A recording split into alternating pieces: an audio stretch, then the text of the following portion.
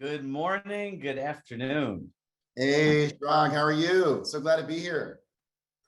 Well, we're excited to kick this off and get started. We see people are here from the East Coast, West Coast, Midwest. So for the sake of time, let's just jump into it. My name is Chirag Shah. I'm the founder of Chirag Shah Coaching, a coaching company exclusively for Compass agents. And my intriguement with Robert and the way he built relationships actually started as my first day as an employee.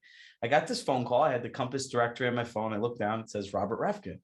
And I missed the call. I'm like, oh my God. And then, there was this nice personalized message. My first thought, I'll be honest, I thought Robert was a robocall. Then fast forward a few months later, I had my first performance review. I did a really great job. Robert calls me up. He says, congratulations on your performance review. You did a really good job. I had no idea what he's talking about because my manager, Rory, still hadn't done my performance review. Then the holidays came, and this is a true story. And then the holidays came. He congratulated me on the work I've done and then wished me a happy holidays to me and my family. And in that moment, my obsession with this Robert and the way he did relationships really began.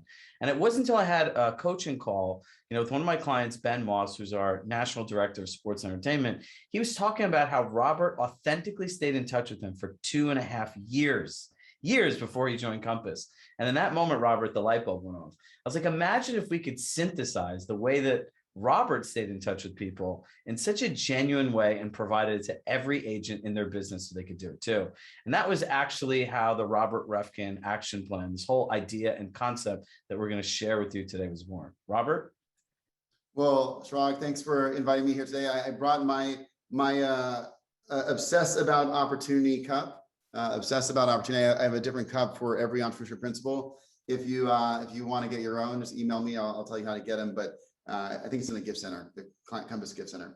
I love my cup. And this is a moment where we're all obsessing about opportunity together. I mean, I'm to have 880 people from across the country come here to want to get better, to grow, to share ideas, and to create success. It's a really special thing, and it reflects the core of what makes Compass Compass. We are a passionate community of people that want to grow and get better, and I don't take that for granted. I'm very fortunate to work with and for all of you.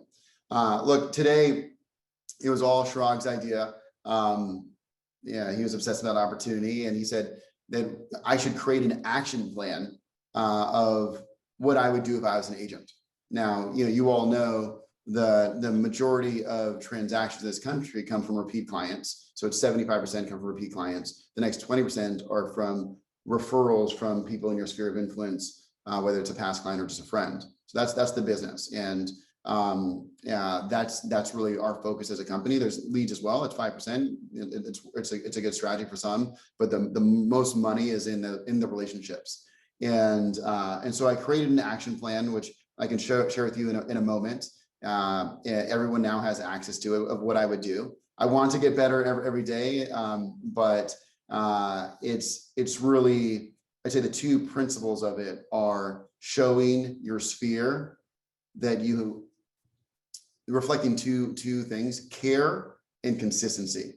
So care is happy home anniversary, of course. Care is happy new year. But it's not just happy new year. It's like, hey, this is 2020, 2022. It's going to be our best year yet. If I can be helpful in any way at all, please let me know. If you have any dreams for this year, please let me know. It's more care. Care is, if you in your tags for people that care about a nonprofit like yours, or issues like helping kids realize their educational dreams. When you read an educational, something around education in this country, like an interesting article, you send it to that group, right? That's care. Consistency is, this action plan is a 12-month plan, and so it's consistent. It shows that what you want to show is that you do what you say you're going to do, because then the people can trust you.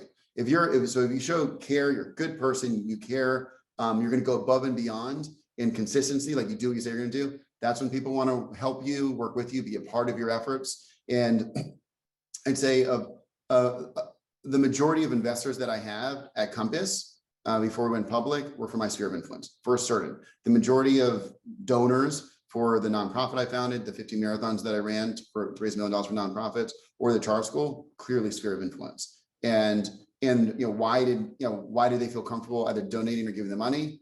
I showed that they can through my consistency, that they can trust me. I would do what I'd say I was going to do. And that I showed that I was a good person who's going to do the right thing and that I cared and go above and beyond. And so that's really the principle of the action plan. And I just want to, let me say, one last thing. I wouldn't have done this whole thing if I wasn't made accountable to do so by Chirag and Rory. And it's very clear to me that accountability is of the utmost importance. And the action plan, by definition, is an accountability mechanism, just like a checklist, because it's going to pop up and ask you to do it. And I still know it will be hard. So we're starting February 8th. I'm going on a regular basis, going to be your accountability partner for the action plan. So we will come on February 8th and we'll do the first action together and we'll all be accountable to it. There's a library of handwritten note ideas. We'll go into it, we can make our own, we can create it. And I will personally write my handwritten notes to my sphere and we'll all do it together. And, relationships, that's the business. I was talking with, Ishla Gildez, I think 2 days ago, and she told me her business has grown 10x since she started 6 years ago. And I asked her, like, why? And it goes to sphere of influence, relationship building, CRM, handwritten notes, and more. And so I'm glad to be here with you. And let's kick it off. So can we just pause for all the agents? What other company in the world does the CEO of a company actually sit down and do this with you, right? I think for everyone, like, that's something to be so excited about. None, exactly, right? Drop in the comments why you guys are all really excited about this. Because look, in the end, right, I always say, Robert, there's perceived value and actualized value. What they come here today for is perceived value, but in the follow through and all the other steps and implementation that we have all planned out together, that's where the actualized value is. So before we jump in, there's 1,100 plus people here. Let me just quickly show you where this is, what this is, and that it's actually here. So if you guys go into your Compass home, right, and you simply just click the contacts button, and you click on action plans, add from library. This is the big one, guys, add from library. Let's click this, and there it is. It's everything in this system is less than 5 clicks away, right? So, Robert and his team just set everything up to make it really, really simple for you. And it literally is Robert's brain on maintaining relationships for an entire year. Like, this is all done for you. All the copy, all the emails, the handwritten notes, the library. Robert, you put so much into this. I put so much into it, but obsessed about opportunity. I can't help but seeing more opportunity everywhere. And so I'm going to take this incredibly seriously with you. And I'm going to share with you every tool in the toolkit. And so even today, I engage with a lot of agents that are thinking about coming to Compass. I text them.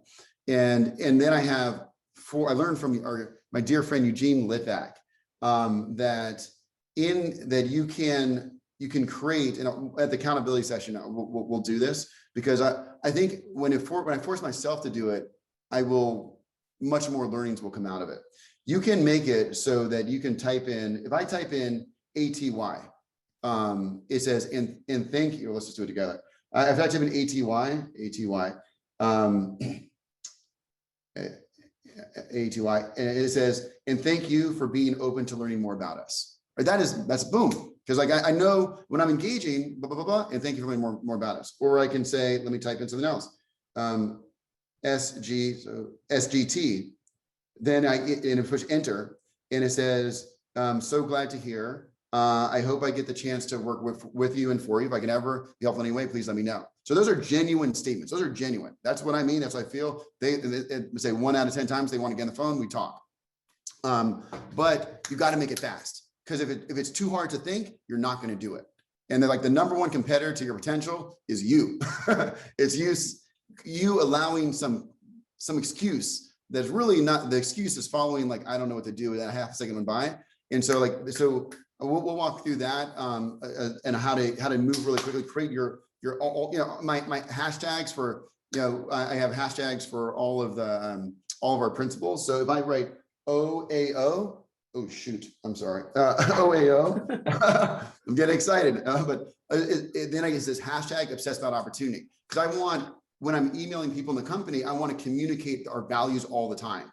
So DB, dream big, hashtag dream big. So blah, blah, blah, collaborate without ego, CWO. Then it's like, welcome, you guys did a great job and you guys working together, hashtag, then it's CWO, hashtag collaborate without ego. So that's one way to like make it a system. And we have a library of good ideas for handwritten notes that are in the action plan, but we're going to create a lot more together. Because I'm just even thinking, okay, one of them is for Thanksgiving, for Valentine's Day. Yeah, you know, like what is the message you want to do? Like for me, like if I'm really going to do it with you, because we're going to do it on February 8th, you know, who do I want to send it to? You know, I think I want to send it to the mentors that really showed love in me in how they invested in me. That's who I want to show it to. And you know, how am I going to write it? Not really sure. But it's like, look, in the month of Valentine's Day, you know, of course, it's about you know love and family and all that, but it's also it has made me think about those who really showed through their action to me that there was real love and care. I just want to thank you because I know I wouldn't be where I am today without you. Boom. Yeah, and so I can't wait for this accountability thing because it's actually not going to just make you better. It's going to make me better. I will force me to do things I should be doing anyway. Well, this is really interesting, right? From a coaching perspective, these are the productivity hacks that high level people do that most people, quite frankly, Robert, never have access to in their lives, right? So at what point in your life did you really realize that prioritizing relationships was the way to build your future? Look, I grew up, me and my mom, Berkeley, California. You know, as many of you probably know, she was just owned by her parents for an interracial relationship and having me. And my father was never around, and he passed away when I was young. So she had nothing, we had nothing, but we had big dreams, Like it was great. You know, the dreams are so much fun. You know, we applied to, you know, like 1,000 scholarships and only got like 11 or so, but we applied, and that was the fun part, right? Going for it.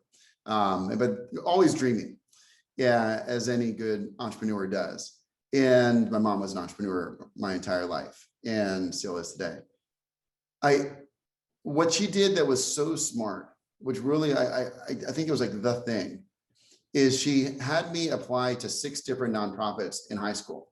And these are all nonprofits that want to help young people realize their dreams and people that, you know, don't come from a lot of resources.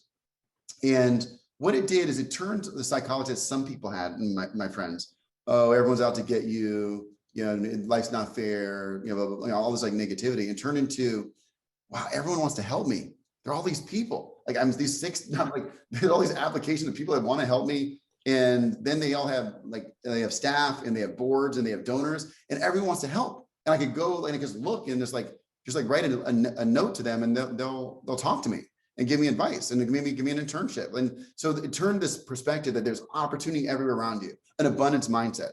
As you know, many great agents have. Vicki Barron, I'll never forget when I first met her. She was like, "Oh, if someone gets a listing, I don't mind." I'm like, that's great. There's more listings in any moment that I could ever take advantage of. They're everywhere, right? It's just that abundancy mindset, which I think that gave me, and specifically, it gave me that relationships, people are your pathway to realizing your dreams, because if you want to go there, you can't go there by yourself. And whether it's me an agent, I can't go there and sell and list that home unless the seller wants to list the home with me, right? I can't go there by myself. But in my context at that time, it was, I want to get a scholarship to high school. I want to get into college. I want to start a DJ business. Like these are all these different nonprofits. I wanted to do summer enrichment program at a place called Summer Search to do community service in Guadalupe. I wanted to do Knowles, like the National Outdoor Leadership School. And the pathway to every one of those I just saw was through a person. A person decided to say, here, I will help you, or I will connect you to someone who will help you. And then it was like, how do you make that person want to help you? And I saw it again, I'm trying to bucket into these themes: care and consistency. Care is the things we talked about before. So when you're a good person, you have a good heart, like if they help you, it's a good thing, but it's also being authentic. I think that's the greatest opportunity for people relative to the average person. Like the average person they're so scared to share who they are. They're so scared. Like I could say, oh, I'm a CEO, I'm supposed to be stable in this and that or whatever. Like I am who I am, and I will always be who I am. And that is, I believe that is the right way to realize the most success. Not to think you should be somebody else. Your clients want to work with you. If they didn't care about your personality, they would work, everyone would work, with an employee agent at a company we don't need to name publicly. And on consistency, it's doing what you say you're going to do. You'd be shocked how many people, I mean, maybe you wouldn't be, but most people don't do what they say they're going to do. Senior people, junior people, all across all industries. It is remarkable. And that's why the handwritten thank you note is such a big deal. Because almost anyone who writes the handwritten thank you note, that's almost like, okay, this person's going to do what they say they're going to do. They follow up. And that's why it's great to see you all here, because it's clear you're the kind of people that are going to do what you say you're going to do. So let's talk about how this showed up early in your career. You have some great stories. You shared one this morning about the Rainbow Room, a mentor, and really how this handwritten note started. What were you doing? Like, you were in Goldman, you were very busy. How'd you find time? And like, when you were young and like this all started, what'd you do to really start triggering this for yourself? You think about it, like I didn't invent the rules. I didn't come up with the idea of a thank you note.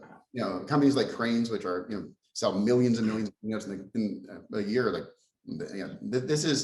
this concept has been going on for a long time. I watched, the musical Hamilton, many years ago, and he was writing thank you notes, right? He was writing notes, and there's a reason why it has an impact. It is a proven model of success. Learn from reality. And so this is how it all happened. I was 22. I just graduated business school, working at Lazard, an old school investment bank, top floor of Rockefeller Center. The Rainbow Room is one floor above you. And there's a senior partner there called Vernon Jordan, who is a historical figure in the country. He passed away last year, but he invited me in to meet with him. It was in the corner office. I sit down, I talk to him, I'm authentic. I tell him, I want to stay here for 2 years and start a nonprofit. And he said, son, you got to make a check before you write one. We had a great conversation. But afterward, I sent him an email and I said, thank you so much for meeting with me. And then his assistant, Jeannie Sotomayor, now is Jeannie Adishak, called me and said, Robert, you can't send Mr. Jordan an email. That you got to write a handwritten note. I'm like, a handwritten, I didn't even know what a handwritten note was. I was like, what do you mean? What is a handwritten note? And so then she takes me to the bottom floor in Rockefeller Center. There's a Cranes store. And we buy, I think it was only 10 cards at that time of handwritten notes, of cards. Then I figured out over time how to put your name on the back, with Robert Reffkin with an address, or sometimes not with an address, and get hard, thicker stock cards to write on, better pens. Really got good with the pens. But I wrote him a handwritten note, and then I realized the handwritten notes are a competitive advantage. Just like calling someone their first day of work is a competitive advantage, because it shows that you care. And anyone can write an email. Don't get me wrong, emails are part of the cool toolkit, but emails alone without handwritten notes is just missed opportunity. And so I did handwritten notes so much, I'd say well over 10,000, probably like 20,000 handwritten notes in my life. Every Thanksgiving from that moment until I started Compass, of those 4 days, 3 days were just writing handwritten notes. So all Friday, all Saturday, all Sunday, just writing handwritten. I had wax seals with the first year with a candle, and I burned myself, and I put the R, and I had this thing on because I saw it at Cranes. I was like, oh, this is cool. We should get wax. So I did that. And then the next year I found out there was actually a wax gun. I mean, I could have saved so much time because of the wax gun. I paid someone that was in one of my nonprofits like 2 years in a row to help me with it when I had to do it like this. It was so much work, but it showed that I cared. Like, anyone that knows me from before Compass knows about the cards. I had a metallic gold pen on blue stock, and I'd write specific notes to everyone. But it showed that I cared, and that I think I wouldn't have had as many Compass investors if it wasn't for that. I wouldn't have had many referrals to new mentors. Every mentor I had in a way it tracks, or 90% of the mentors I had came from repeat referrals in the same way as you're doing your business. Yeah, and so yeah, that was really a real advantage. It's funny you say that. My parents were on the morning. They came back again and they invited my wife, my kids, my brother. It's kind of funny, but we owned a stationery store in Larchmont, New York. So all these things you talk about, I've been helping people buy these. There's a little real estate office next door. So I've seen the Crane paperwork, the wax pens, the Mont Blanc pens, the thing you were talking about, the ink. So this is very near and dear to me, this whole note card concept. No, I love that. And look, to your parents, I shared this morning, I want to share it again. You've done a great job. I mean, to have someone, you have 1.3 thousand people in the morning, 1.2 thousand people now, yeah, on a video conference to listen, learn, from your son, but also get a, because that's part of it. Well, the reason I'm sure people are here, but the other part is to feel emotionally connected and part of a community, and to feel supported. And that, not anyone can do that. And so you've done a great job. And you have a son who's passionate about being his authentic self and sharing himself with others, and that's a really special thing. So congratulations to all of you. Thank you, Robert. That means a lot. I can now officially say, Mom, I've made you proud. So you can rest in that. Let's dig into, for the rest of the time, into this, right? So let's go through the actual nuts and bolts of the plan, right? So one of the things is the handwritten notes. We talked about the notes in the library, but we also talk about sending personalized video through Video Studio. Why do you think that's so important to send people messages? Like on Thanksgiving, right? We suggest in the plan that people send these gratitude videos. I remember sending you a video and getting a response back to you on Thanksgiving Eve within minutes, right? Like, why is it important for them to do these videos?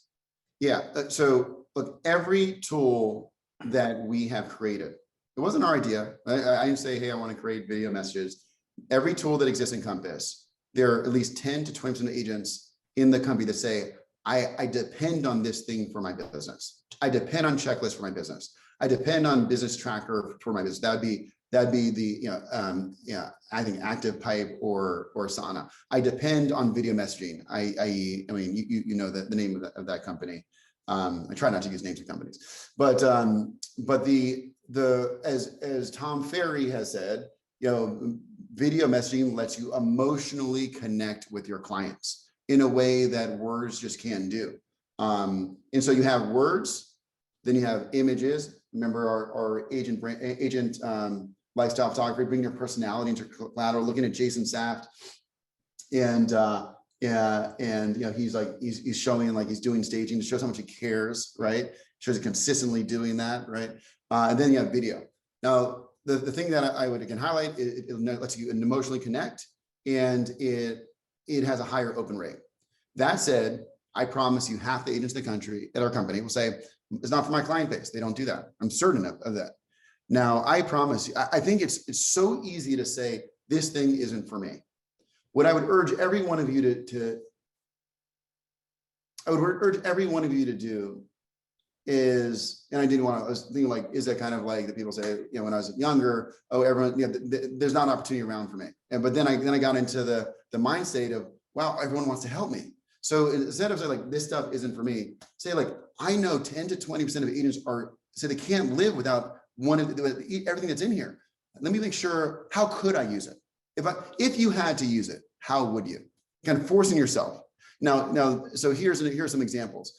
Who's the person that wouldn't like a happy home anniversary? I know it's been a year. It's been a long time since I've seen you in a video. I just wanted to send this video and to say, working with you and seeing your family move into your home was one of my highlights of last year. And of course, if I could ever be helpful, let me know. Who wouldn't want that video? Who wouldn't want the video of, hey, I'm going to send you after an open house. Hey, I'm going to send you a full recap by email later today with all the feedback. But I just want to let you know, like, there was a lot of interest today. Like, because remember, I can get the color, you can feel it, right? And so, who wouldn't want that? And so, again, video is part of the toolkit, and there's not a marketing. You are professional marketers amongst many other things. You are professional marketers of properties and of yourself. There's not a marketing company in the world that would say that video doesn't have a higher open rate. That video matters. And so just really encourage you to use that part of your brain. Whenever you hear that brain, say like, oh, this isn't for me. Okay, if I had to do it, what would I do? Now, video is one part. Another part is asking people for their advice, right? Why do you think that's really important to do? That was a good one out of your playbook. Yeah, that was a good one. So it all goes back to the mentors, right? So what I learned, and again, it was very authentic and very natural, but then you had to learn how to systematize it because you got to do more. So everything has to start with authentic and natural, but then, how do you make it faster? Like these values, the compass values, that's authentic to me, but how do you put in here? Boom, boom, boom, get out more and more and more faster. And so what I ended up doing with my mentors was the roadmap. Like, how did I had more mentors than anyone else that I know by like far, particularly for someone whose parents couldn't give them a favor back, which is the game for a lot of people. What I did is I would meet, and in the meeting, I would break it up into 3 kind of topics. One, I would ask for advice, and I'll go back to that in a moment. I would ask for advice. 2, I would try to share something that would meet the will they go home and tell their family test or tell like their business partner test. And that would be like, I didn't have much to give, but it could be, hey, I just graduated Columbia Business School. Yeah, no, everyone right now it's amazing. People don't want to work in banking as much anymore. They want to work in private equity, or they don't want to work in private equity. They want to work in everyone wants to work in Google right now. It's something that gives them something.